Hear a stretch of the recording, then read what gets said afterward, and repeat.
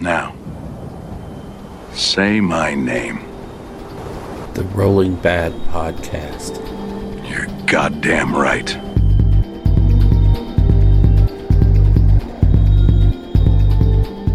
Welcome to the Rolling Bad Podcast, episode number 40, coming to you from the desolate wastelands of Albuquerque, New Mexico. We're recording on the 3rd of February, and I'm your host, Elric Edge.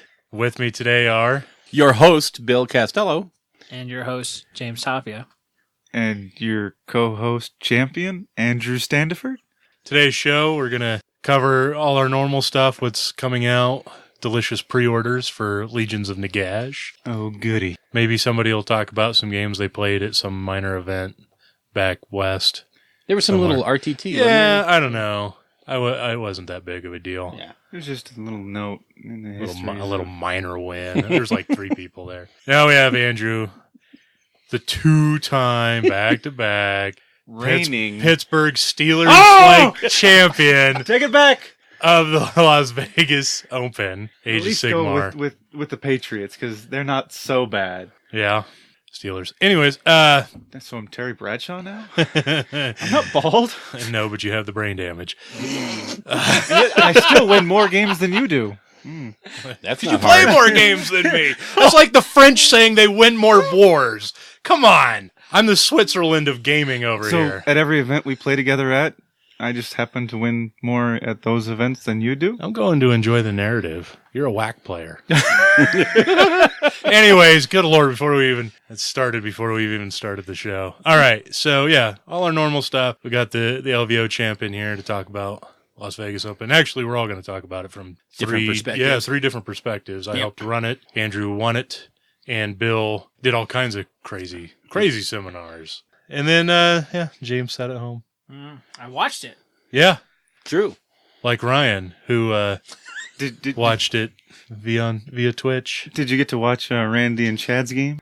Yeah, I called it. I'll Nailed talk about it. it later. So, all right, let's do a show. Yeah, let's do that real quick, because this is getting old.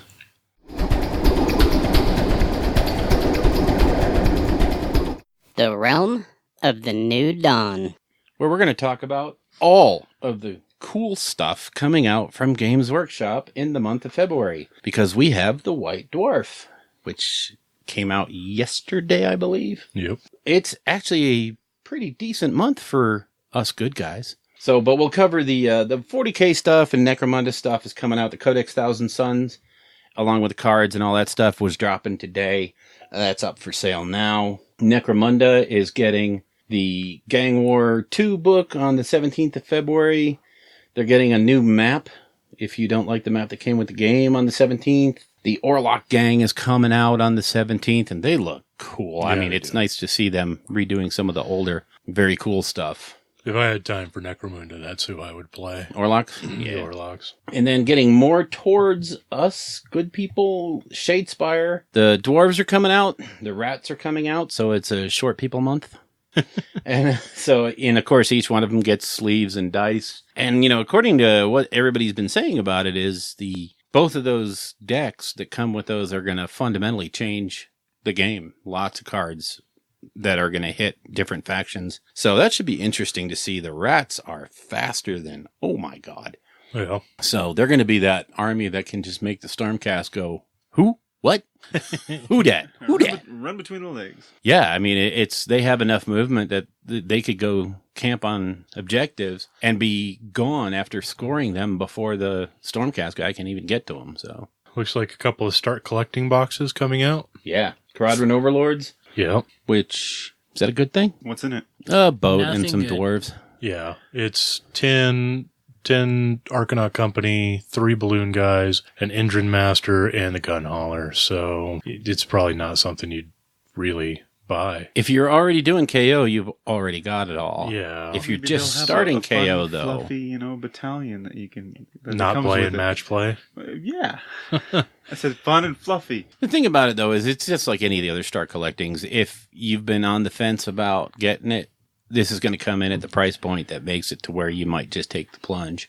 That So- Stormcast Vanguard one looks pretty sweet, though. Yeah. Yeah. Well, I think the thing with the KO, though, is if you're going to pull the trigger on KO, you probably bought the bigger box. Mm-hmm. Like that $170 one. You get like twice as much as, well, more than twice as much, I think. But the start collecting boxes aren't aimed at us. They're aimed at people that are in the game store and they want to start out. And they don't know, oh, those dwarves look cool. It could also turn out to be a really good box if they redo the Overlords a little bit and make the gun hauler a viable option. It's a great way to get gun haulers fairly cheap. So, and it's a sweet model.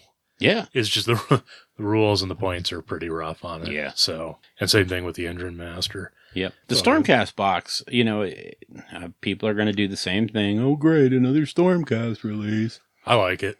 But yeah, that's the thing is it's a good box. It's a great value. And if you're on the fence, it's something that might push you over, but it's not aimed at those of us that have armies already. It's aimed at the people who are coming into this. Yeah. So how much is it going to be? Is it going to be the typical like 85? Yeah, because I think it's like $140 worth of stuff. Yeah. Well, and then if you're into the Vanguard chamber, not Vanguard Wing, but Vanguard Chamber of the new stuff. If you bought the $170 box, you buy this box, and then you split a Blight War box with somebody, you're in for $300-ish, and you've got like a massive Vanguard Chamber Stormcast army. Yeah. And it's all this start collecting box isn't like the regular Stormcast one. Right. The regular Stormcast one is like still a bunch of the push fit. Well, that, and it also had, I think, 3 Retributors in it? Yeah, it was weird. It's a weird number of, you have to buy the extra box. It's meant to complement the starter box. Whereas this one is like the actual kits. So the Raptors, you can build them either with the long strike crossbows or the Hurricane crossbows.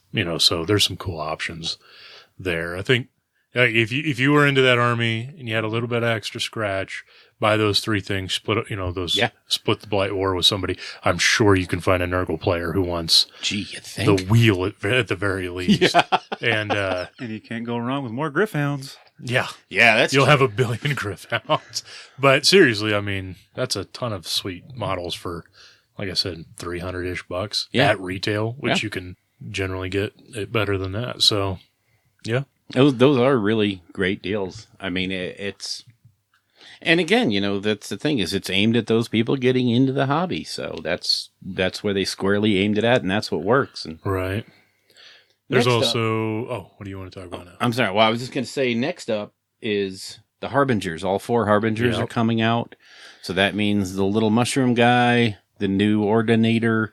Lord Ordinator. Yeah. Then the girly girl for Chaos. Some... interesting changes in the wording of their rules too. Yeah. All their command abilities say that the units they affect have to be wholly within a certain range. The death guy has ethereal, but it says that he cannot benefit from any modifier, positive or negative, to his save, which is interesting. I think we're beginning to see the seeds of AOS 2.0. Actually, Neferata's, her spell, Dark Mist, has that same thing.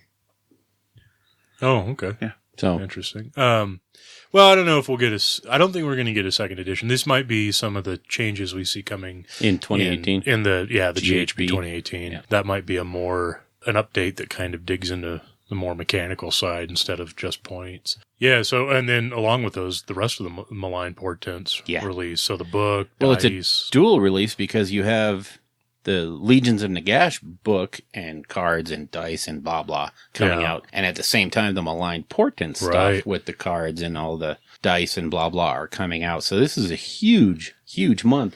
All those things are going to be available on the 10th of February. So pre-order today. Which is the day that our local GW opens as well. And I was dumb enough to pay for shipping. Oh, Bill. When I could have had it shipped to that store. And I didn't even think about it until after I... Oh, well. Yeah. Oh, well. Dumb is dumb. Well, you don't have to worry about that anymore. Just walk over. I know. Yeah, it's going to be just down the street from you. It's going to be awesome. So I think that's... Oh, there was a new video game announced. I didn't really see too much on it. It is a Space Hulk turn-based strategy game, but it's not. I don't think it's meant to be like the board game. I think it's supposed to be. It's more like a tactics-based game. Yeah. So like Final Fantasy Tactics, Emperor Tactics, those style of old. Oh, is video it games. The Ultramarine versus the Orc ones? No. This is a new game that's coming This is a new one. Oh, It's, just new one in general? Yeah, it just got announced like 2 days ago. Chapter Master Valric had a breakdown. Yep. And if you're not following that guy on YouTube or whatever, you should, because he's kind of got the in with a lot of the video game yeah.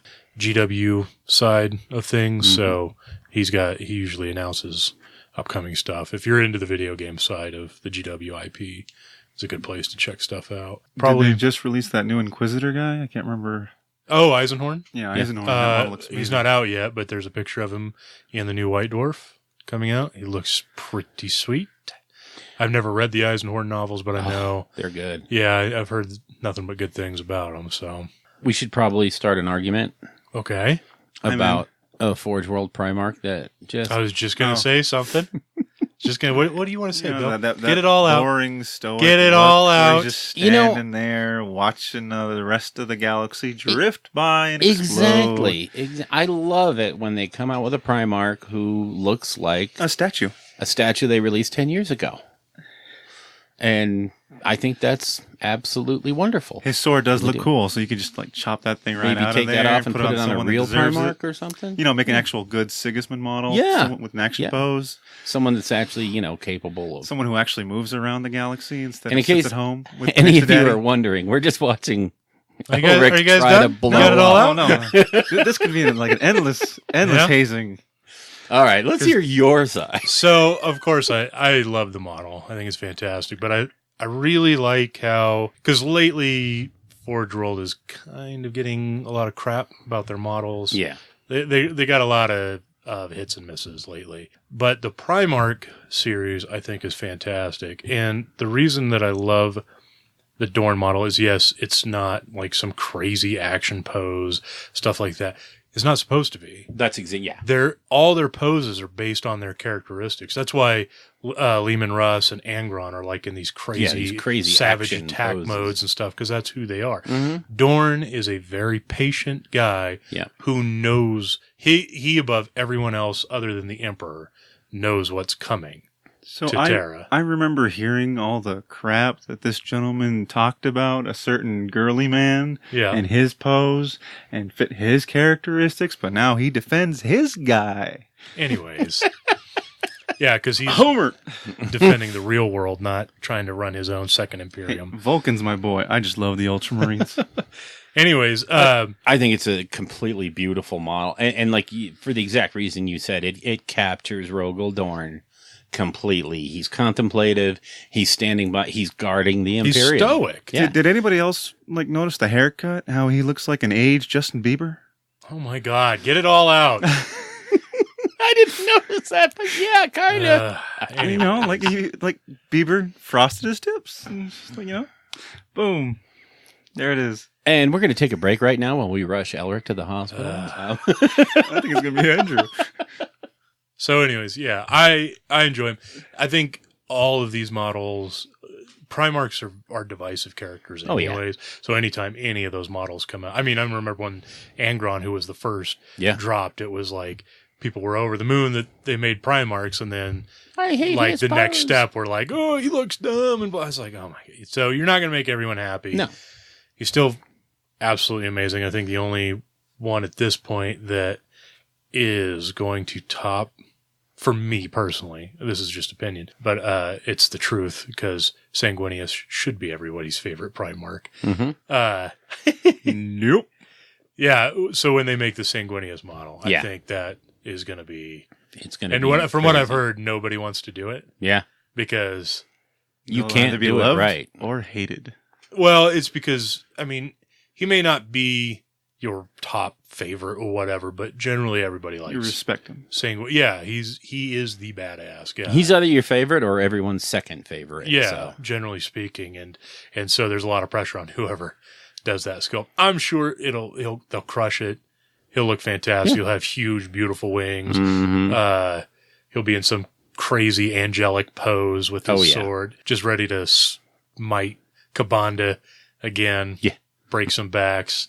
They'll just get some like new guy, up and coming sculptor that's new to the whole thing, and not tell him anything about the lore. Yeah. This is what we'll describe the character, capture the essence. This is your job. comes and realizes what he's just stepped into after he signs the deal. Yeah. Whoops. Poor fool. And then they'll flaunt him out into the crowd when everybody hates it. I think it's akin to like sculpting the emperor himself. Yeah. Like the pressure and responsibility of trying to make that sculpt right. Well, and everyone has their own mental image. Sanguinius. Maybe. I don't know. Maybe. I don't envy whoever's got that job. Everyone has their own mental image of what their Primarch looks like. Yeah. And there's no way they're going to hit it every time. No. You just have to take it and go, yeah. That's cool. I was very satisfied with Vulcan. Yeah. Anyway, They're all really good. They're all fantastic. Brilliant. I mean, that's to me is the one thing that Forge World is very consistent with is their Primarchs. Yeah. I did appreciate that there was a dead Night Lord on the base of Doors. Yeah. Very interesting. That's it. So. And then also coming out from Black Library. Oh, yeah. There we go. We have the Majos coming out. We have the Readers Specials coming out where, they took those votes for your favorite books that you want to see brought back. And so they bound those up in a book. They're coming out with Black Library 20 years of postcards. So different covers and artwork that they've done. So that looks like an interesting little set. That'll come out on the 24th of February. And the hit, I'm sure the surprise hit of February, Malign Portents Be Damned, is going to be the Black Library Ruled Journal. So you are now going to be able to get a notebook, ruled, mind you, so that means it has lines. It'll have a picture on the front that reminds you of 40K. Can you not love that? And, I mean, cool. That's cool. I mean... Yeah. You go to a Barnes & Noble and you see some pretty crazy branded craziness. journals. So you just color in the lines, make it blue with that red lining, and I'm happy. Yeah. And then in the scenery department, I'm moving off of that one really quick because I was making fun of it, and I'll probably buy one. So, in the scenery department, they're bringing back the old. Well, it's now the War Scryer Citadel. Yeah, which is the a sweet old piece. Well, I forgot the name of the old one. It wasn't Skullbane Man. It used to be like a mage tower. Skullbane Man's. Okay. So it's a beautiful piece of scenery. I mean, LVO had a bunch of them. Yep. And they are absolutely gorgeous. And yeah, it's a big kit. Yeah, not quite as big as I thought. Like in my memory, it was. But I think I got that mixed up with the Witch Fate Tour. Yeah, that which was like the gargantuan. Yeah. Tower. So, which I have one of those sitting in my room. Nice. Just to be built and painted. I'm very curious if this is just a recast or if it's going to a new place. If basically the quality is akin to previous AOS terrain, or if we've moved into a better... It's going to be interesting to see that. I ordered it, and I'm very interested to see if it's the cheap Chinese plastic or if it's the good GW kits. Yeah. Because at the price, $110... It better be damn good. It should be. It better be better than that Numinous Oculum or something. Right, but we've talked about those are pretty pricey pieces of terrain as well, and they're hot garbage. Yeah, like steaming hot garbage. So yeah, it's going to be interesting to see what that looks like when it comes out. I love that piece of terrain anyway, and I wanted one for a long time. Yeah, so it's good. Yeah, I mean, geez, we haven't done a Realm of New Dawn like this in a while. Yeah, where there's actually AOS stuff. I mean, Malign Portents is kicking off on the 17th. Yeah, Daughters of Cain was announced at LVO. Amazing. Yeah, so. Getting to see it live was really, really cool. Yeah, that was pretty cool. That was pretty as well as awesome. the Tau, Necrons, and Dark Eldar being Necron, announced. That little tech was pretty cool. Yeah, that preview show was enough to make me just, completely re-energized. For both games. Both games. Yeah. I was hoping to see my heart's desire and the Tau version of Voltron. I'll keep waiting. Well, you told me I had to be a leg, so I don't want to play your game. But you'll be yelling, I'm a leg, because you'll be so excited about it. Yeah, but you can't be the head. You made me a leg. You're not the Black Lion. Shit, I don't want to be a leg. You're the heart in the Captain Planet assembly. Yeah. Everybody else has got the power of crazy elementals, and you're like, heart, I can grow my nails. Yeah. Shut up, Meg. Just channel the powers of Don Cheadle. Yeah. Yeah, exactly. There you go. So I think, is that it for all the new stuff? Yeah, I think I'm sure we still missed. Actually, I think they came out with a new combat gauge for Malign Portents. Oh, yeah, the Malign Portents. The rubber one. It's rubber, just like the 40K. Get a couple of those ones, along with when you want to spread out next to someone when you're charging like a big old charge. Especially now with certain rules change, I'm going to have to need a couple more. Yeah. Yeah, and it's only like $10. Yeah, As opposed to like $33 one Yeah. I have. Well, that was made of pure Sigmar. Yeah, So, so right. I mean, hello, that one's going to be more expensive. It's not like Sigmar just falls from the heavens. oh wait. You know, throw it at my opponent and defeat them that way. Yeah. Well, that's what you do with the range ruler. I mean, that's yeah. $33 a flying projectile. All right. Yeah, but I think that's the new dawn. We'll probably come back and revisit some of this stuff because it's so cool. So let's move on to creation.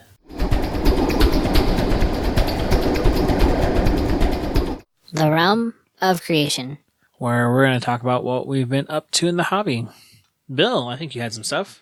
I do. More work on the Seraphon Balewind Vortex. I got the center spire blended up. I still have to do the snakes and everything else. So I got that done. And I think that really is about it for me, other than the stuff I did at LVO, which we'll cover later. Andrew, I think you had some stuff. Oh, just the stuff I had to cover last minute to fill up my list was 15 Liberators and 6 Long Strikes. Got them done within about a week. At least to the standard that I wanted to get them done at. So and they look tabletop worthy, based and everything. So Elric, did you have anything? Nope. Slacker. James, I know you had stuff because I saw your Twitter post. Yeah. So I've been painting a Nurgle. I painted a Nurgle army in about a week and a half. I've done 10 Blight Kings, 15 Chaos Knights. Well, 14 actually, because it's a Nurgle one. Chaos Lord on Demonic Mount, Chaos Sorcerer, and a Rotbringer Sorcerer. And Sail. And Drycha last night. Okay, wait a minute. One of these does not go with the others. Oh, yeah. I was finishing up my Sylvaneth list.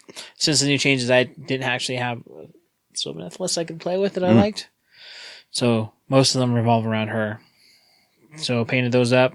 Me and Elric are actually currently, not this second, but before this, we were recording a battle report for the channel. So hopefully that'll be up soon. Nice. Quick shout out to everyone that watched it. I think we're up to 1,000 views and a whole bunch of likes and comments. Thank you for the comments. Thank you for the views. he didn't use his orc dice, did he? No, he's not. He's having some better luck. Is he using your Sylvaneth dice? No, your I wooden ones? couldn't find them. Uh-oh. I was looking for them. Because you burned them already. You gotta have the nostalgia for it. So, yeah. Thank you for everyone that's been watching that. Appreciate it. We'll hopefully have another one for you soon. Coolness. So I think that's it for creation, right? You've been working on any of your KO? No, my work shift got switched around 2 weeks ago, and I haven't touched a paintbrush in 2 weeks, so. Because I can always pick up the challenge and paint along with you, considering I have a small KO army. Make up for certain other individuals falling out. Dropped the ball. Committed to something and then backed out. And then recommitted to something and then backed out. Hashtag kissy face. Yeah. No, it's all right. I'll carry the torch. That's fine. He's going to play the army that he doesn't enjoy playing. You need them for Mile High Massacre, man. Come on. Yep. You know you don't want to go with Iron Jaws. So No, God, no. let's move on. So we're going to skip battle because most of our battle is going to be covered in our LVO coverage and the video battle report that's going to come out. So we're going to move right to lore. The realm of lore. Where we're going to talk about a little event that took place. Oh, we can't. Why? What happens in Vegas stays in Vegas. Yep. Oh, apparently not, because what I brought back from Vegas is the Nurgles rot. Well, but other than that, I mean, yes, we tried to tell you that syphilis will follow you. That's right. No, I blame Pam, Bill's wife, for whatever contagion she may have gotten in Vegas while Bill was off doing his hobby. Hey, this is a Nurgle house. Get used to it. Anyway, the Las Vegas Open, I think we need to start out, first of all, by saying a huge thank you to Reese and Frankie and Mariana and The whole front Scott line. Reed, the whole Yeah. frontline crew, for putting together just an awesome show. Yep. I mean, it was wall-to-wall gaming, and it ran remarkably smoothly with, a hiccup at the beginning of the 40K thing with 1,000 people trying to get onto Best Coast pairings at the same time. That actually wasn't it.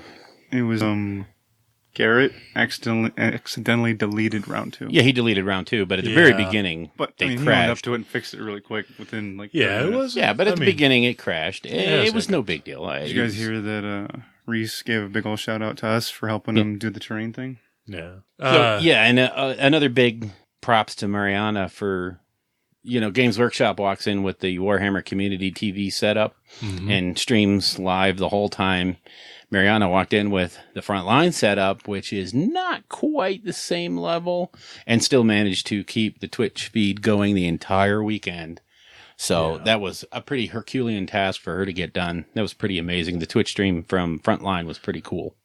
Well, and I really liked how, obviously it was all 40K, but during day one, when GW was also streaming 40K, you could have your table 1, your more competitive end of it on the Frontline Twitch, but then you could have another interesting game with other armies on the GW Twitch. Well, I like that. Yeah, that was a really great deal. But once again, the show went off smashing. I picked up I forgot what they call it, the High Roller package.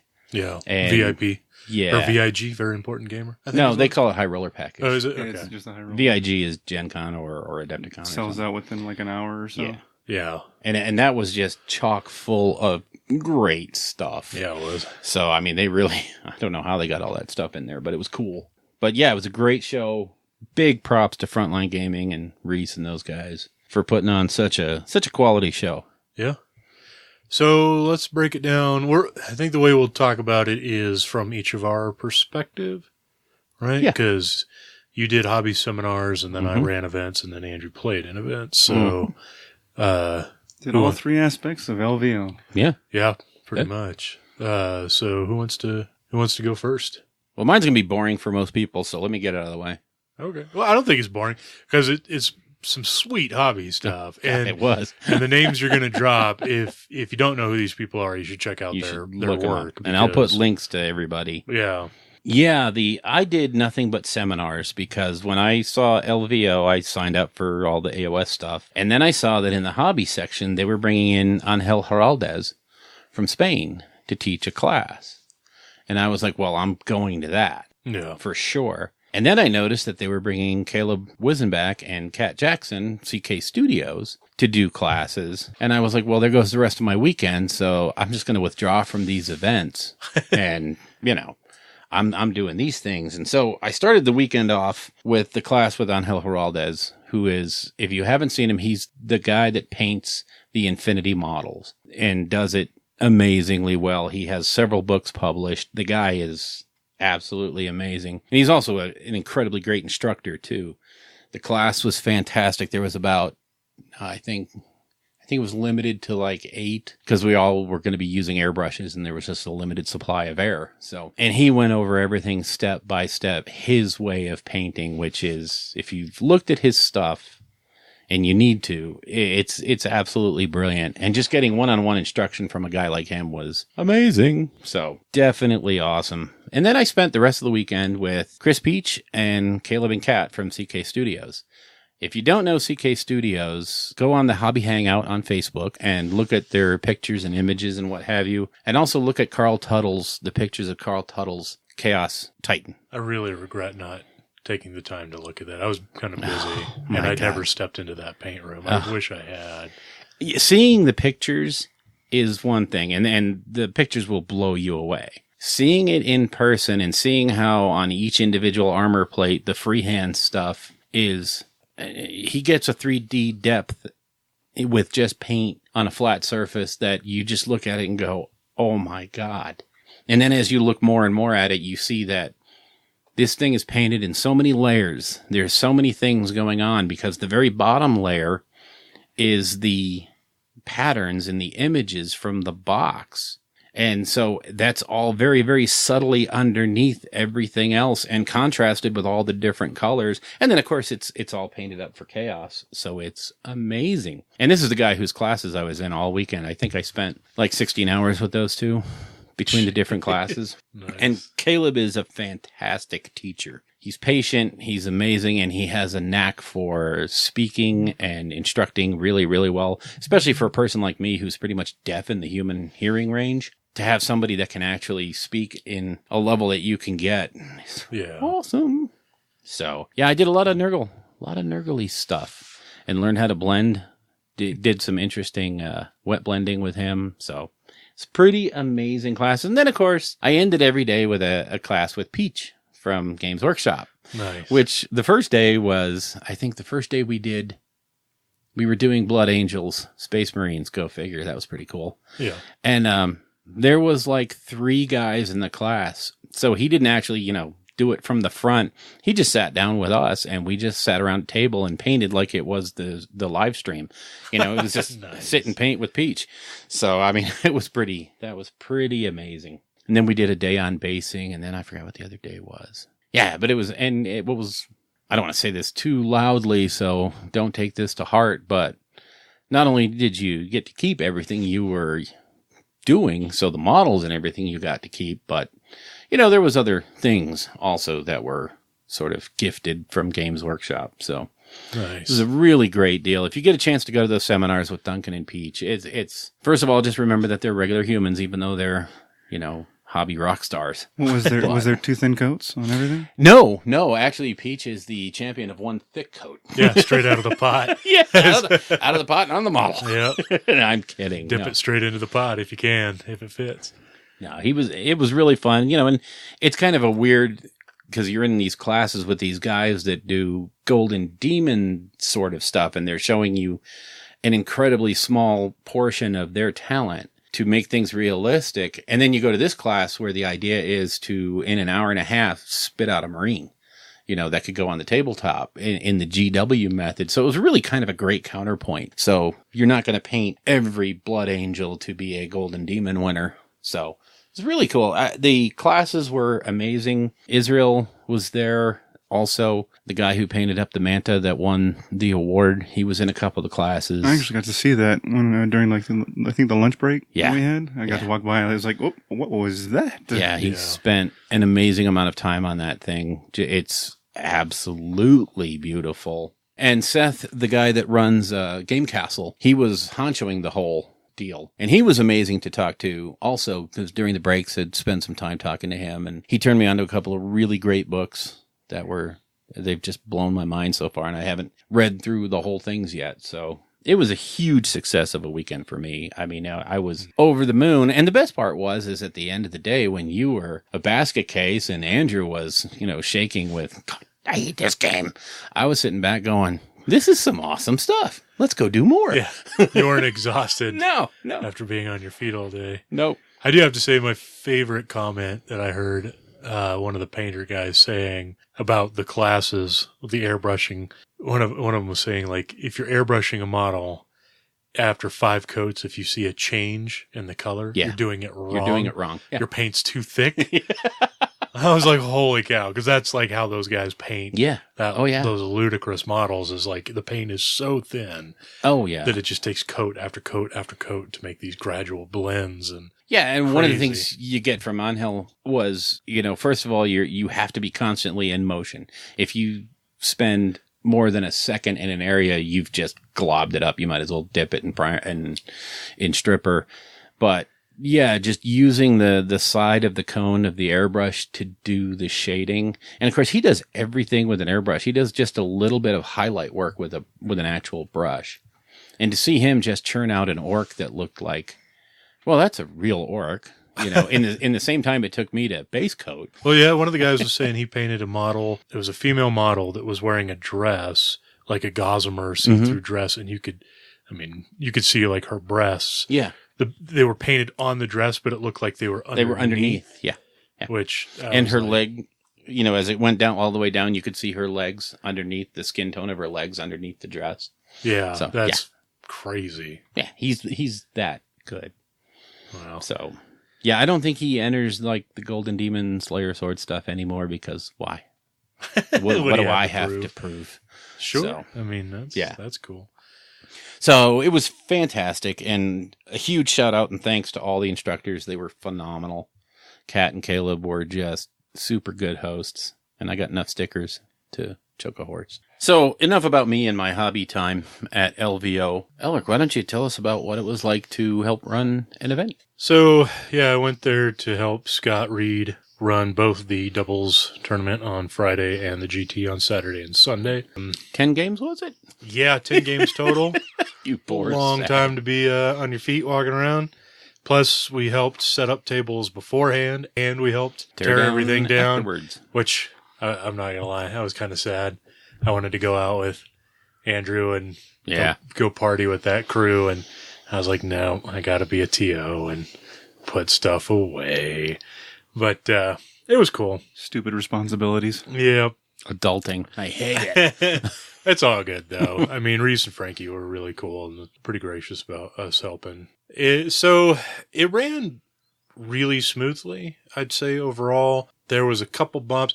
One was for the doubles tournament. The BCP app doesn't have currently a format for the doubles. Right. That is being worked on for not only an option for doubles, but for team tournaments as well. Because Scott brought that up with them that there's some team events coming up that, you know, we would like big to ones, have ITC points and stuff for. That's pretty cool. And then as far as the GT went, you know, it had its ups and downs.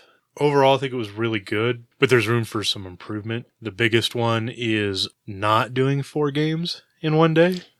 I think that could be a big, big plus. Hey, did you get any feedback on that? Yeah, so what we're going to do, Scott wants to put out a survey for everybody who attended. So if you were there, keep an eye out on the survey and please submit answers to it. It's fine if you want to, you know, just quickly do it, turn it in, or if you want to give positive or negative feedback, any feedback is good. So we just want to know what everybody thinks. But the 3 things that were brought up to me the most during the event was 1, 4 games in one day is too much. 2, they were just in my head. Wow, what a... Was it the schemes? No, 1 was the 4 games in one day. 2 was there were some issues of slow play. Yeah. That came up, and it was also an issue in the 40K side. So Scott and I have talked about what we can do next year to prevent that. I know there's some pretty extreme ways you can handle it. I know some events will do things if you don't get past round 3, then your game just doesn't count. Yep. You both take losses or whatever. Yeah, you both take major losses. I don't know if I want to go that hardcore because I don't want to discourage people, but I think introducing some form of sports is probably going to be how we handle that so that people who, I mean, because there was intentional slow play. Yeah. I mean, there's no other way around it. There was some intentional slow play going on. What are you saying, Elric? That was a year ago. Hashtag get over it. Yeah. Imagine if Bill had been there. Still burns. He'd still be playing your round 1 right now. I would. God, I can't believe I forgot the third issue that people were having. I heard that one of the TOs was drunk most of the time. Yeah, that was a bit of an issue. Get it together, Scott. No. Wasn't that only like round 4 or round 3 of doubles or something? It was round 4, day 1. Oh, that's right. That was 18 beer bottles on the table. Anyways, Yeah, you ran into the wrong guy. I'd like to think I ran into the Light. right guys. Best game of Age of Sigmar I've ever officiated.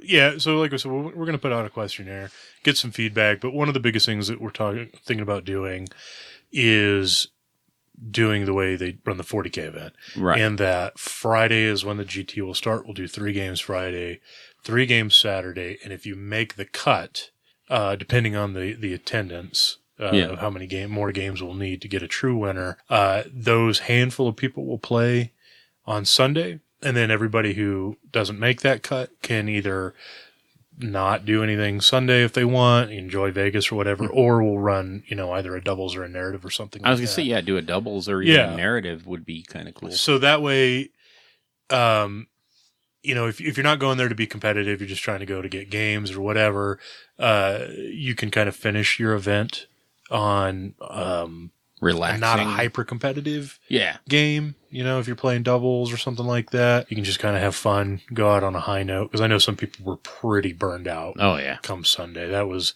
pretty rough. I'm kind of glad we did it because it was a great learning opportunity as well. So Need some judges shirts so people know where to look next yeah, year. that's another big one. Yeah, that would have been. Some shirts like the 40K judges had.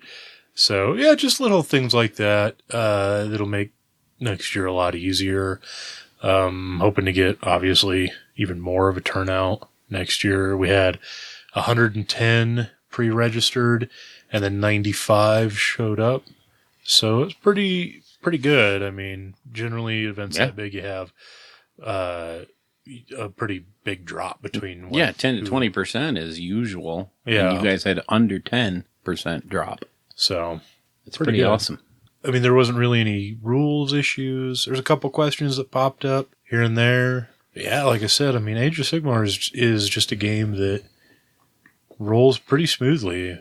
You know, it's funny that it seems like sometimes on social media, some issues get really blown up, like a lot of what ifs kind of things, and it makes it almost feel like the game is like this weird thing that can't be played. Yeah. Because like this one little weird rule is going to come up and what are we going to do? And it's like, and then you crank out several hundred games over a couple of days and it's like, no, really isn't that big of an issue.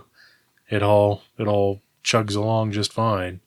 So, I mean, other than that, it was good. It was exhausting. It was very exhausting. You looked like a basket case on Saturday night. I mean, you looked half dead. And then we still had to do Sunday. So I didn't envy you. yeah, but Because I was hanging out with Peach having a good time. yeah, like you bastard. No, it was cool. And I'm looking forward to doing it again next year. So should be good. What did you see? And I think people would want to know, what did you see meta-wise? Were you surprised by the armies you saw, or did it kind of hit along where you thought? So, I mean, well, if you look at the top 10 finishing, there's like 5 Zinch players in there. Oh, we And knew then, that. Andrew won with Stormcast and stuff like, I think there was a Fire Slayer player. Did he get Maybe he knocked placed out? 11th. Oh, did he? Yeah, because he lost to Tony Moore. So So, Maggotkin, and I have them. I don't remember exactly what they were off the top of my head. yeah, but as far as like walking around the tables, one thing I was really surprised is it felt like, I'm sure the numbers are different, it felt like half the event was some form of chaos, some flavor of chaos. There was chaos everywhere, but it felt like a really nice blend of the 3 major books. Right. So there was, of course, there was lots of Zinch, but there was also quite a bit of the new Nurgle, and there was also a lot of Khorne, which I thought was really cool. None of it There's a lot. Yeah, none of it did particularly well, unfortunately. I don't think. I mean, I could be wrong based off of just walking around and seeing so many different armies. But yeah, it did. It was cool to see all that. There was quite a few Seraphon players. Yeah, there was So- There was a lot of jump. Seraphon. I think it was like 9 or 10 Seraphon. Yeah, so that was really cool to see that. It was also really cool to see so many different Stormcast armies too, as far as like there was quite a few people taking Vanguard Chamber stuff, so lots Right. of Paladors and Rangers and Raptors, stuff like that. A couple of KO here and there. Trying to think of what else was big. There's a couple of There's deaths. actually maybe like 5 or 6 Iron Jaws. Yeah, there was a few Iron Jaws players that showed up. I don't think any of them did particularly great, but it's still nice to see them. There was a couple of Bone Splitters. Actually, Bone Splitters did fairly well right up till the very end, I think. So, yeah, I mean, it looked like your standard, standard fare good of mix. armies. Yeah, good mix. One thing I noticed walking around and looking at games and taking pictures was, even more than last year, the armies were gorgeous. Yeah, I was Seriously asked about well that. painted. The quality of the armies. I said, there's a few to each of the extremes, like Chad from Denver, who won Best Painted. Yeah. His kind of mixed Elvish Sylvaneth stuff looked phenomenal. And then there was some armies that kind of barely made it onto the table. Yeah, there was a couple. But as far as like the overall quality, I would say it was kind of upper tabletop. Yeah. There was a lot of armies out there that probably wouldn't get painting nominations, but I think people would be really proud of their work, you know, and they should be, because a lot of really good stuff, a lot of really, really good armies that, you know, if we, like, as far as painting rubrics go, would check a lot of the boxes. Yeah. So it was nice to see that level. And, you know, a quick shout out to the 40K side, because they required painting this year. Yeah. It was very nice to see lots of Firehawks. Different. Or whatever they're called, right? What is that? Fire Raptors. Fire Raptors, yeah. Like everybody and their mother had a painted Fire Raptor. So, but it was cool to see that many painted 40K armies too. Yeah. But I was pretty proud of myself just to get the compliment from Andy Smiley, because he kept coming over to my table and like complimented me on my army and how it was painted, and it kind of boosted my ego a little bit. So, okay, so I have the top 10 here real quick. So, first was Stormcast Eternals. Second and third was Disciples of Tzeentch. Fourth was Mixed Order. Fifth was Disciples of Tzeentch. Sixth was... Don't know what that... Disciples of Tzeentch. Seventh was Maggotkin. Eighth was Seraphon. Ninth was Disciples of Tzeentch. And then 10 was Blades of Khorne. Oh, okay, so Khorne did make it into the top 10, That's which cool. is cool. That's good. But yeah, lots of Disciples of Tzeentch. So, there were Sylvaneth armies there too, which I thought was really cool. Well, I think Vlad showed up with his Sylvaneth. Yeah. Vlad Nika from the SoCal group. Unfortunately, there was a girl that had a gorgeous Sylvaneth army, and we're thinking somebody grabbed a couple of her models and walked off with them. Mm-hmm. That sucked. Yeah. Because it was a very nice army. Mm-hmm. But as much as I crap on Sylvaneth, they are easily one of the best looking armies on the table. So it's always cool to see them out there. So yeah, I mean, as far as the painting, it was all good. Like really good event. That Khorne army that I think came in second painting wise. Mike Skeletti's? Yeah, it was. Well, no, he didn't come in second. He got he got first Renaissance. Oh, that's right. Yes. Yeah. I mean, that was, to me, it was tight between Chad's and his. They were just and Tony P. Gorgeous. Yeah, Mike Tony Skeletti's Seraphon. actually the guy that got 10th. Oh, did he? Yes. Yeah. Oh, sweet. Cool. Nice. And he won it last year too. He's the one who got he won the painting. Last Oh, year. did he? Yep. Nice. Well, I mean, his stuff is It's good. It was a really cool looking army too. I think he was playing the Brass Stampede formation, Yes, he was, maybe. Yeah. Very interesting. And I watched a game. He was playing. A Tzeentch army. I can't remember who was running it, and they just stood there like eyeballing each other in the middle of this table, and I was like, "Charge him! Get him! Kill that Tzeentch player!" So I don't know how that game panned out. I mean, he must have won it if he. All the Tzeentch players kind of blend together, change and everything. Yeah, so that's many. Tzeentch for you. Yeah, it's the truth. That's racist. It's factionist, but Yeah. It's more like God is. But that's about it. I think we're done with the show. Yep. Okay, bye. All right, so we'll turn it over. So we don't want to blow by blow of every game because it's a lot of games. And if you want to just do a quick recap of your doubles, and then we'll jump into the GT. So for the doubles, I just ran. My partner wasn't able to play because she ended up having to work on that Friday. So I ended up running with one of the SoCal guys, Tyler Hamill, who ended up running KO.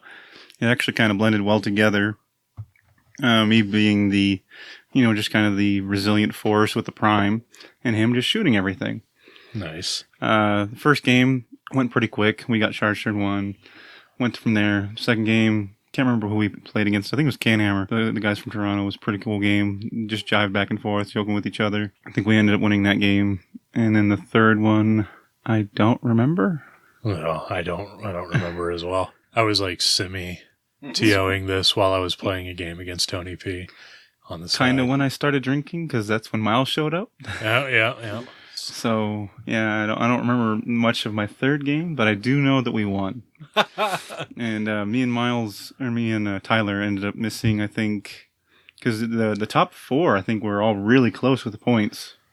I think we were only like 16 points down. Oh, yeah. It was very cool. In fact, it went to battle points, I think, to decide. Yeah, and I missed my scheme in the first round, and that's what basically costed us from winning.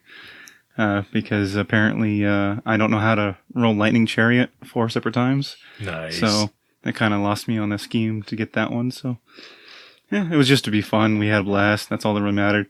And it turned out it seemed almost like Tyler was stalking me the rest of the day. Oh, yeah. Kept running into him everywhere. Yeah. And then later that night, we went to do the Hofbrauhaus House. Yeah. That German restaurant. This kind of leads into my game one.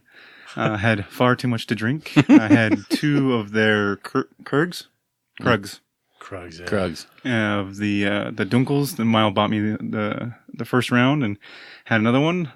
About 2 liters within about 30 minutes. Yeah, a lot of beer. Yeah, I think Elric and I both had those. And it was very, very tasty, especially with all the food. Oh, it was so good. I should have made like everybody else and turned in for the night. Instead, I decided to meet up with my other crew from my 40K crew and continue to drink until about 2 a.m. Yep. So You don't see Olympic athletes doing that. Nope. Just saying. apparently it's a ritual I do because, I do well. The results are still the results. Yeah. So, but leading up into the game one for the LVO champs, I played against a gentleman named Andrew Armstrong. He was playing Clan Scryer. Apparently, it doesn't really work well against Vanguard Wing because he just has very few models to begin with. I think he had 23 total. Yeah. And 2 of the units of Storm Fiends were burrowing. And I pretty much killed everything but 1 model on turn 1. God. From all my shooting, and then the Liberators just hammering away. He didn't take it to heart. He actually took it like a champ, called the game because he knew he had no chance of winning or even turning it around. So, in saving time, just called it a game, and then we went on and did our own things. Apparently, that guy actually ended up playing the whole event, which I was pretty happy for him, considering he had a lot of bad games, but he still enjoyed every one of them. Yeah. So that was really cool. Really cool guy from Phoenix.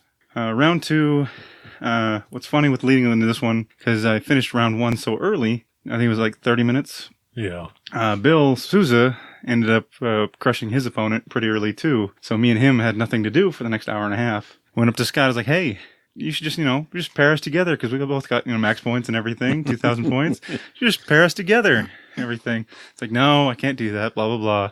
It's like, it's gotta go. And then we actually looked at the pairings as they slowly came through. It ended up being me and Bill Souza, top 2.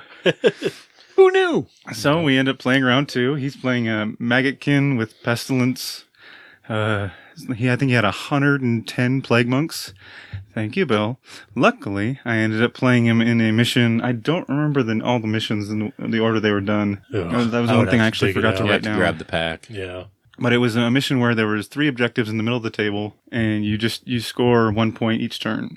And fortunately enough, that was the one where I could really benefit because it pulled him out of his comfort zone to have to move towards the objectives. Before the FAQ, that's what this was legal to do, was to hopscotch. And hopscotched his first unit and kind of tied up one of his other units of 40 and obliterated the other 70 Plague Monks. It also happened to the fact that I realized how terrifying the Great Unclean One is, because this big ball of flesh was the only thing left in his army. It started just rolling through everything. I lost most of my stuff. And it was just winning in points, but that thing's a beast. It was pretty terrifying, just rolling through, puking here, casting spells there, hitting stuff in the face here and there. It actually charged my Lord Castellan and basically rolled its flesh on him. Because when it charges, it does D3 mortal wounds. Yeah. So he ended up just sitting on my Lord Castellan. Rather entertaining. Both got a big chuckle out of it. No, that was probably my favorite game throughout the whole weekend, because me and Bill are actually pretty good friends. We've been talking over the last year and stuff. He's a pretty cool guy. Then round 3, lo and behold, I play against Olivier Gardot, my round 6 opponent from finals of LVO last year.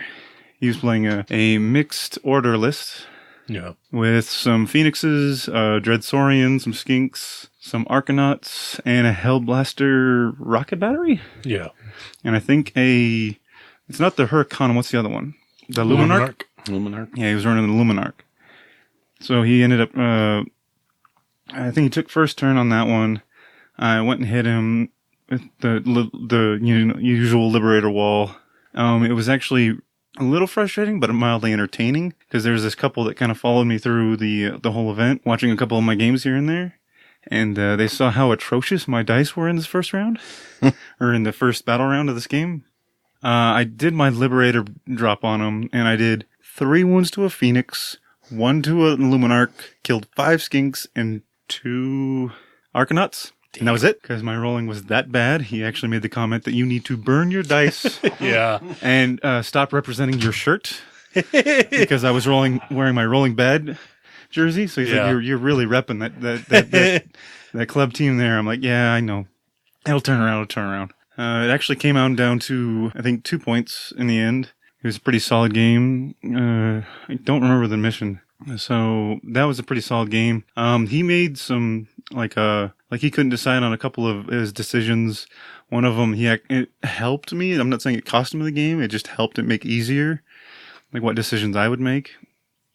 And it kind of swung it in my favor on turn 4. And then we went to turn 5 and basically kind of just swept over him on points on that one. So my final game in day 1 was against a gentleman named James Thomas from the SoCal group of the We Slay Dragons club. He was playing Change Host, but instead I haven't seen this before, he was playing 30 Zangers. A big old block of Zangers to basically kind of countercharge anything that kind of hit him in the face. It was pretty solid. I actually looked at it. It was a pretty good list. I liked it. Outside the Gaunt Summoner and the, Balewind Vortex. Take those out? No, I don't mind. Change Host is Change Host. Number 1 priority was obviously kill the Gaunt Summoner first. Drop my long strikes down, took him out with the average rolling, and then just kind of kept him away from the objectives. It was a pretty close game up until I think turn 3, but the problem was he never got any points because I kept keeping his characters away, because I know this one was the duality one, the Death of Duality, the character one. Game 4? Yeah. Places of Power. So Game 4 was the hero one. I know that one for sure. Yeah. The other one. Duality Death. So Zinch is a little squishy, so he didn't want to pop out there because, well, if the Lord of Change pops out there and kind of kills the entire battalion, and all of his other ones were far too weak to jump out there. So I just kind of ran my Liberators up in front and so slowly squeaked up there and took objective points and just never allowed his character or heroes to come up on the objectives. Ended up winning, I think, like 8-1 or 8-0 on that one, because you earn more points when you stay there. Yeah. And that was the end of day 1. I ended up winning maxed out major victories on all 4 of those. I think it was 15 points, because I think that was the max you can get on each game. Yep. Getting your schemes and everything. Then coming to day 2, I play a gentleman, Michael Vaginos. He was playing Croaknado. Yay! Never experienced it before. Didn't know what it really did too much. So he's like kind of explaining it. I'm like, okay, all right. Well, I guess I'm just going to have to try and bait him into attacking my heroes, because I don't really need them too much. The army doesn't rely on them. Kind of give him the idea that he can kill my characters and focus on them. Well, I want all my long strikes and my prosecutors and adjudicators to do all the damage. Luckily enough, the long strikes dropped down, shoot Croaknado. Did 6 wounds, and he rolls a 6 for Battle Shock. Oh, because he had gotten rid of, like, throughout the turns, this was turn 2, or no, bottom of turn 1. He had his rerolls. He had 3. Slowly progressed, and he wanted to see, just in case, if he hadn't burned that last one, because he was questioning if he should keep it for Battle Shock for Croaknado, just in case, or if he wanted to try and make a save. He ended up failing the save anyway. But when he did the reroll for the Battle Shock, he rolled a 5 and would have failed the Battle Shock. Nice. So at least he got that self-relief. Yeah. I didn't wasting do the that die wrong roll thing. didn't affect the game. Yeah. So, no, we actually had a blast of a game. He was playing the Thunderquake Battalion for the Seraphon with Thunderquake Host. Yeah, he was running the 2 Bastiladons and the Engine of the Gods when it could steal the extra turn. Yep. Didn't get that. Yeah, on a lot me. of changes came out the day after. Right? Right? Yeah, it's like one of them affected my army. Stuff happens. Yeah. But had a blast with that game. It was a lot of fun. Me and him BSing throughout the game. I think we called it around turn 3 because he didn't have anything left really, other than some salamanders and maybe a couple skinks. Then on to game 6, I ended up playing a gentleman named William Sohaili. he was playing Fire Slayers. Yeah. My first introduction to Fire Slayers, because I get exposed to so many armies out here in the desert. Yeah. But I knew what the potential was and everything, and I looked at his list.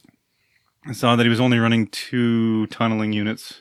So I wasn't as terrified, not terrified, but as intimidated because of the mission. Because I know this one was the Scorched Earth one. Scorched Earth, yeah. Mm-hmm. Because they are really good in this mission. Yep. Because of the amount of bodies they can have and just burn it. Yep. If they get those charges off, and can be pretty solid, especially if they can get that rune off to get the +4 on the charge. Yeah. Because that's what he was going for. Yeah, no, the way I set up was to make sure that I could have at least about 5 to 6 Liberators next to each objective on my right and my middle. And I completely blocked the other one off with some terrain. So no matter what, even if he tried to charge, he couldn't get to the left objective, even with the pile-in. So I wasn't worried about that one at all, just the middle one and the right one.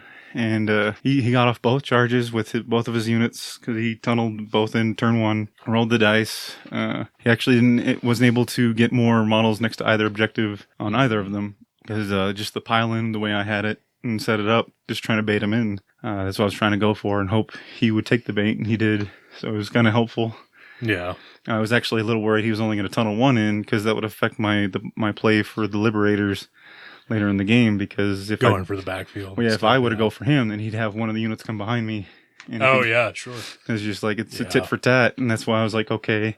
But when he did both of them turn 1, I was like, well, that makes decisions a whole lot easier. Yeah. But it was a great game, solid. He was a great guy, a lot of fun. It started to turn around turn 3. I came in and wiped out his, what are the ones that do mortal wounds? Just normally? The Hearthguard Berserkers? Yeah, I dropped in and Pole axes. hammered them away on a single one. It helped a little bit that I got both Damned and Mystical on my Liberators. Wow. And deleted the entire unit with Blessed Weapons. God. Because I also had Furious Retribution up, and it was just so I'm generating on 4s and re-rolling all wounds, hitting on 2s. It's only kind of a lot. Yeah, this is one of the games that I kind of kept an eye on. I was kind of interested, and as I was walking around the room, and I thought you had lost it, because the way the game started off, you had all your stuff kind of not on your back edge, but deep in your deployment zone. Mm-hmm. And there was just a sea of Fire Slayers on you. And I was like, oh man. 60 and Fire Slayers. I remember telling you before we went, because Fire Slayers, again, is an army that you've never played against, but they're really good. Mm-hmm. I was like, that's the army you're going to have to watch out for. And I was like, oh, Andrew's going down to the Fire Slayers. I know, when I walked in, you were like, oh, he's going down. It's all over. And then I didn't realize the game was kind of going a little slow. So later, as I came around, there wasn't any Fire Slayers left on the board. And I was like, oh, all right. I guess he's doing okay. So, yeah, it was kind of an interesting one to watch. Yeah, definitely did a turn of events. I didn't double turn him at all. Just basically kept taking the bottom of the turn every time. I don't think I did too many double turns throughout this entire event. I think I maybe done 2, and one of them was on the last game, which I'll get to here in a bit. But no, that was a really solid game. It ended up, I think by the turn 4, he had no chance of catching up because he only had his 2 objectives, and he couldn't get to the other 4 because I had my 3 and I didn't burn his. I was just building up 4 a turn. Oh, nice. So it was on turn 3 I had 4, and then turn 4 I had 4. It was why burn it when I can just keep collecting it? Right. Because I know he wasn't going to get past the Liberators. Fair enough. So, yeah, it was a solid game. I had a lot of fun.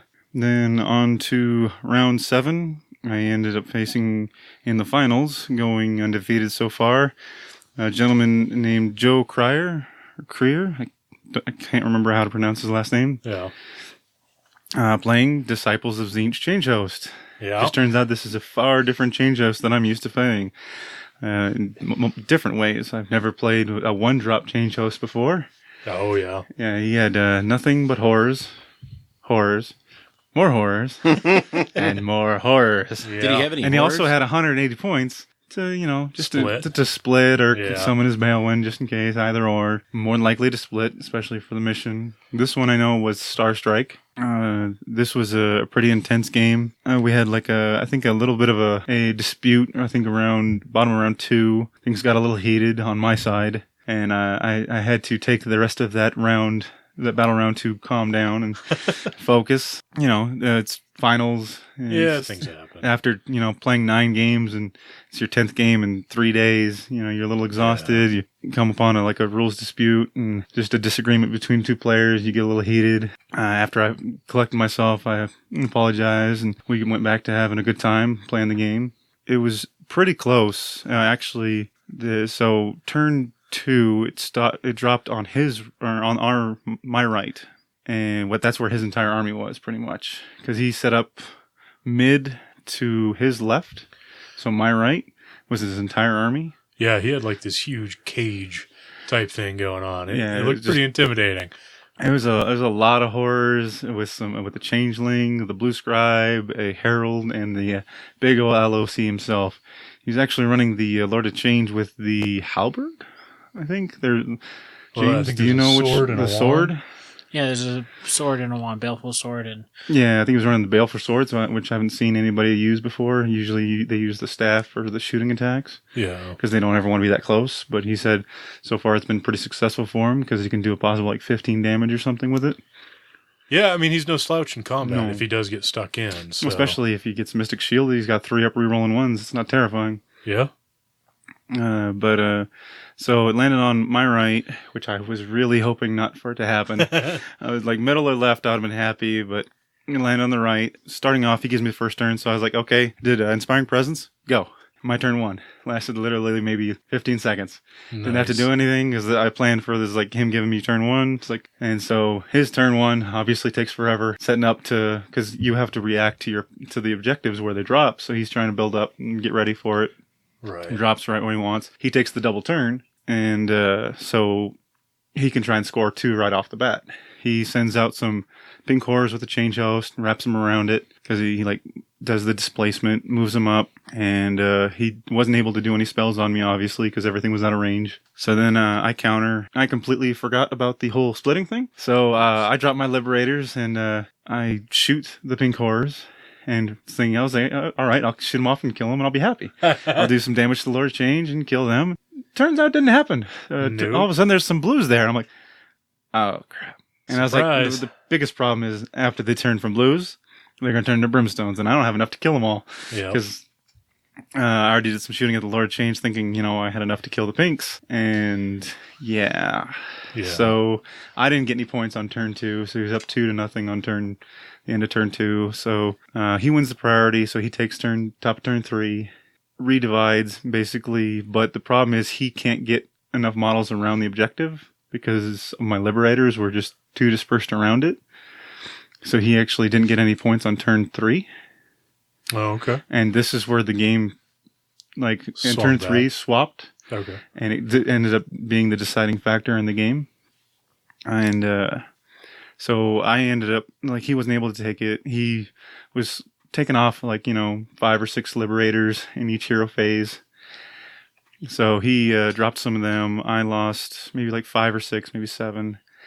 On my turn, bottom of 3, I take the objective and get 3 up. So I'm up by 1. Or no, I go up 6 because he got his objective plus the 2. So he had 5 at the end of 3.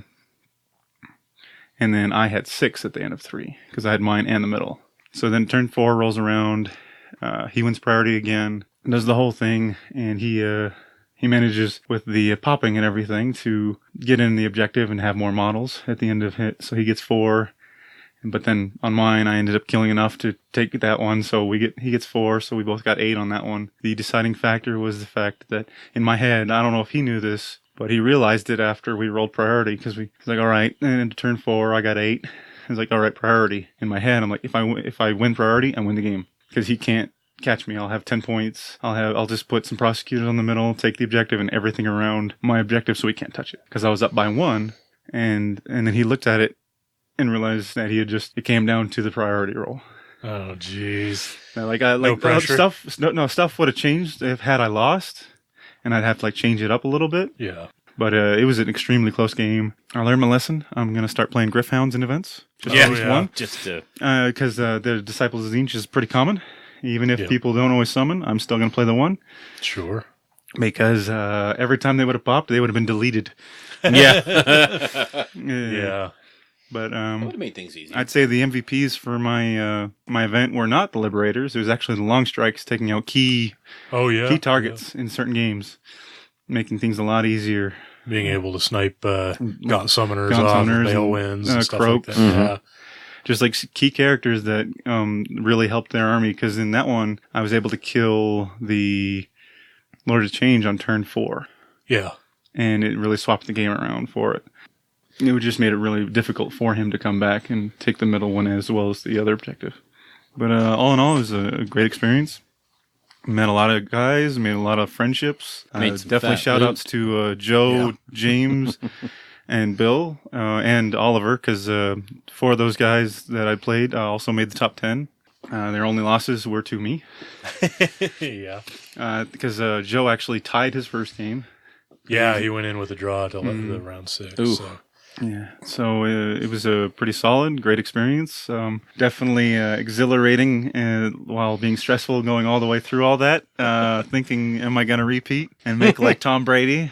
Not to this clown's depiction of what he wants to see.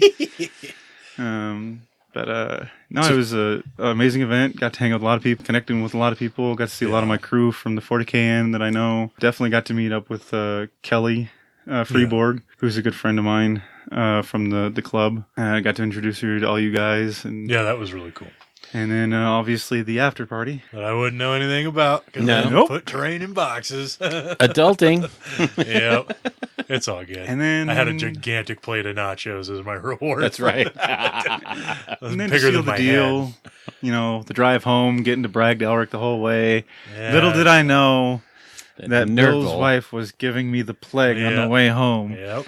3 hours after I get home, I feel something going on.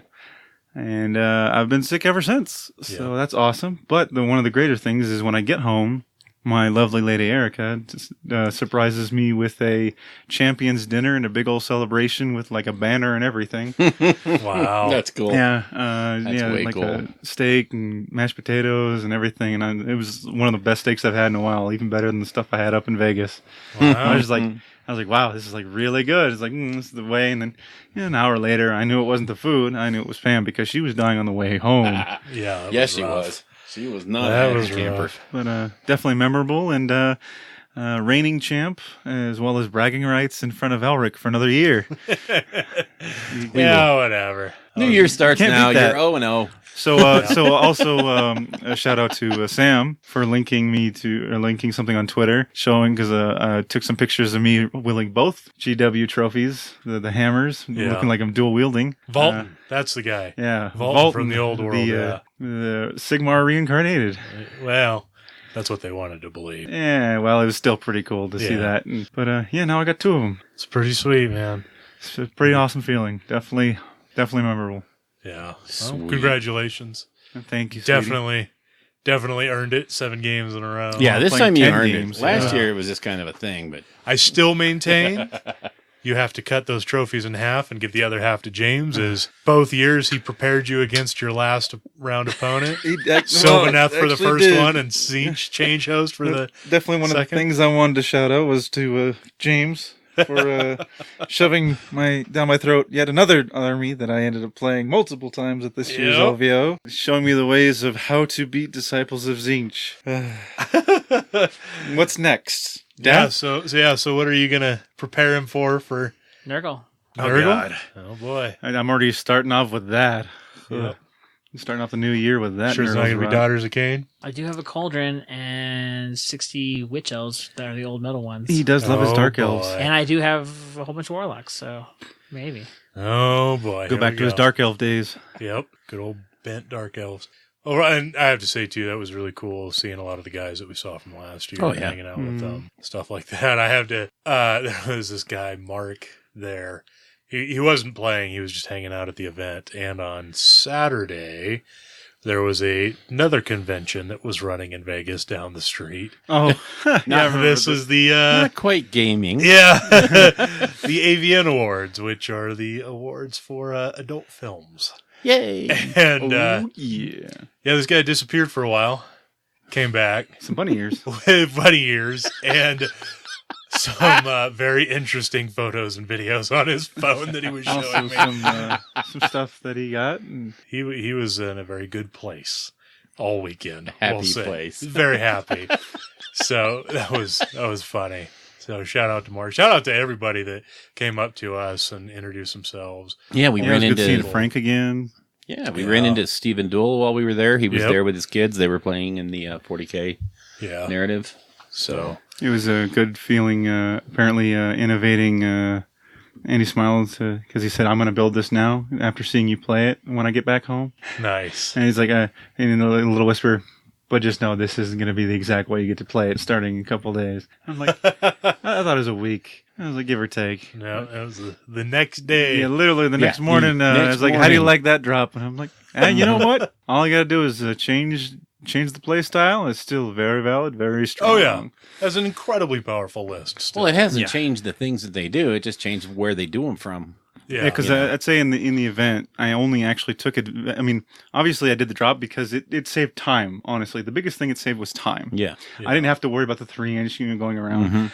I literally dropped my models right next to them. Didn't have to worry about it. The game where it influenced the biggest was the game against Bill Souza. I leapfrogged one of his plague monks to go and tie up one and kill the other. Right. And it was the only game where that was actually pivotal throughout the entire event, whether people want to believe it or not. Yeah, no, it's 3-inch charges are still very generous compared to about everybody else has to at least make a. Yeah, I think 7 is the closest. Yeah. About 7, or 7 depending on what for- kind of rolls yeah. they get. Yeah. But it's usually still got to be 9 inches away. Yep. So Well, the other thing I changed too was the number of attacks. They don't get bonuses anymore. It's for models within 8 of the prosecutors. Wholly within it. Well, models within 8, yeah. It said models within it. Mm-hmm. You still get the blessed weapons, which Yeah, is you still get the less weapons, but you're not going to be popping. yeah, and you also don't get staunch defender. So Well, then you some just little change- things do change, but it's absolutely still. No, you don't get viable. staunch defender. That's what I'm saying. Oh, like they you said you lose do. staunch defender because you have to physically charge now. Oh, okay, yeah. So Yeah. Yeah, you just make a unit of prosecutors with hammers and charge them in with them. whatever So it works. takes it from like ridiculous to like still really good. Still really, very really good. solid. Yeah. Adepticon, buddy. We're going to Adepticon. Yes, sir. Looking forward to it. Yeah? You want to keep it all hush hush, or you want to draw a line in the sand here? No pressure. No pressure. I'll drop the hammers when it comes to it. All right. It's like, I think it's kind of speaking for itself that I'm going to be adjusting my play style and prove that they still have legs. Sweet. Boots on the ground. That's all you need. Special liberators. Yeah. Yeah. Liberator boots, 30 of them. Well, 60 of them. So before we wrap up, I want to shout out to a few of the vendors that showed Oh, up. yeah. Oh, There was a bunch there, and I don't want to slight any of them, but 3 of them stand out to me. Hammerhead Games. They make a lot of laser cut, MDF, and acrylic and stuff, and they threw a lot of stuff in the swag bags and did a lot of stuff. They made some really great stuff for the hobby seminars. So they really put forth a lot of effort for that. And plus they have some really cool products for a whole bunch of different game systems.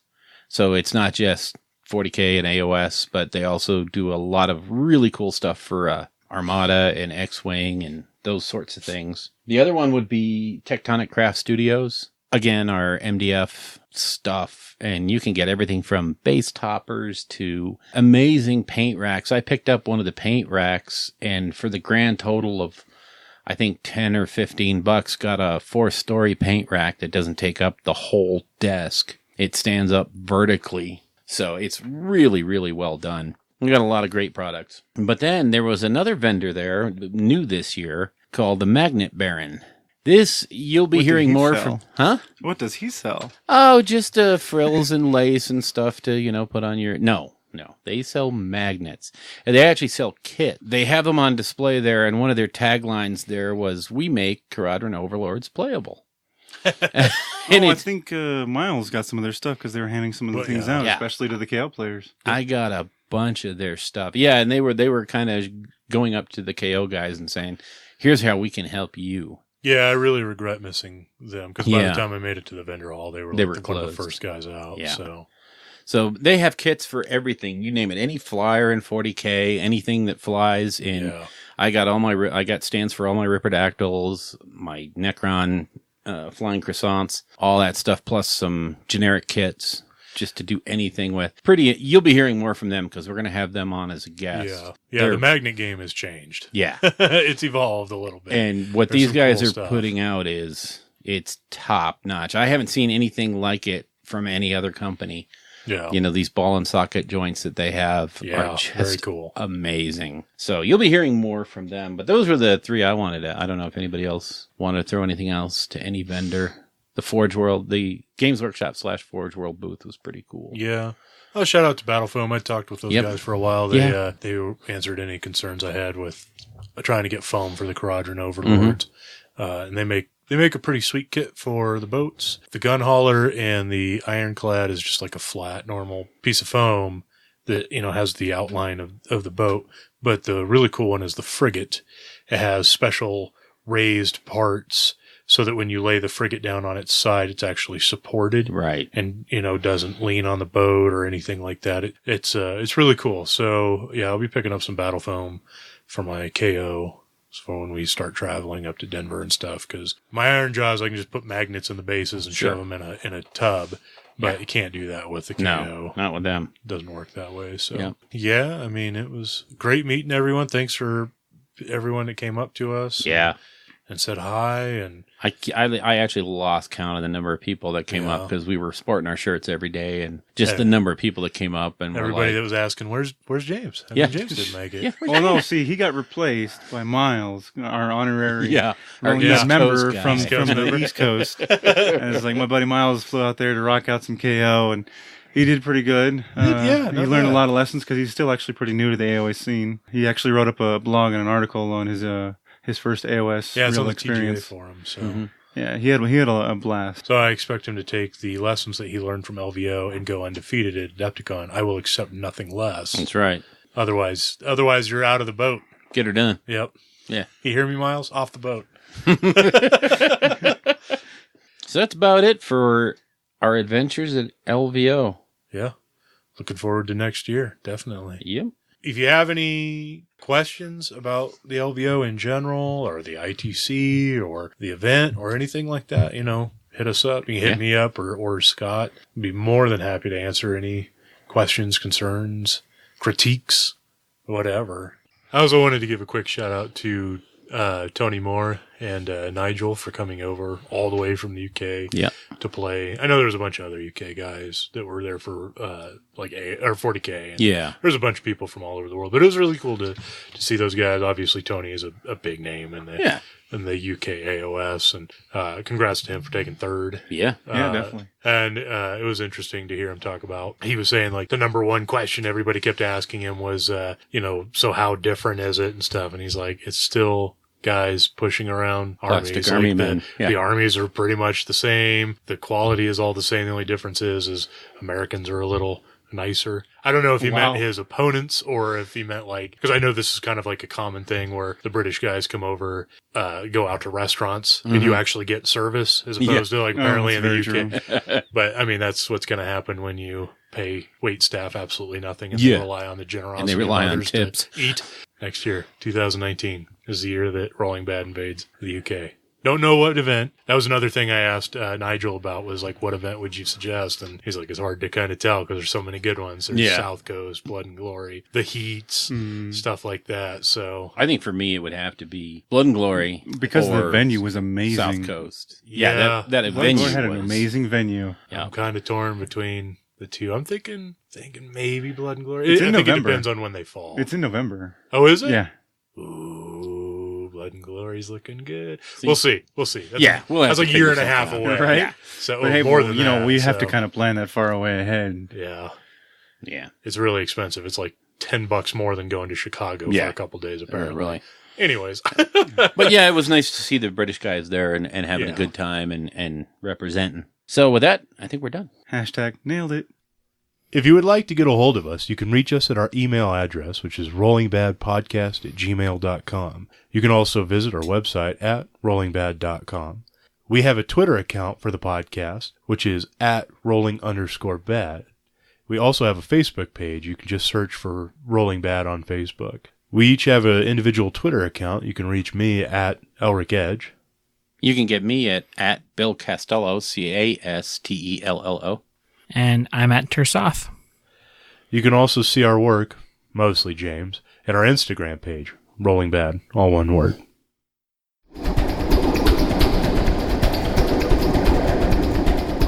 It's like God, the Sisters how much of Battle. silence do you need? It's like the Sisters of Battle clock. Every time you move, Yep. I start the clock again. I really thought about break. Not like take the edge off or whatever, because the edge was on. Elric won't be joining the show anymore. Oh, Bill. Okay, open it and put it in your mouth. Oh, you don't have to hold up coughing. Just hold up your hand. I was trying to just slowly. He's trying to unwrap that without making Without noise. making a sound. He's like Yeah, a kid trying to we can unwrap pause. their Halloween candy while their parents no, are raise your hand and say you were have in to go the to like your rambling thing. He can edit. He's pretty good at it. A little bit. Oh, Bill. Jesus Christ. Hashtag too far. Too soon? Bill, this is where you edit. I have to take that part out? Yes. Edit patrol. That's not even going in the... Not even in the bloopers? No, not even in the Nailed bloopers. it. In case you're watching something or listening to something else right now, this is an edit point. God. Had to go there. I'm sorry. Had to. Triggered.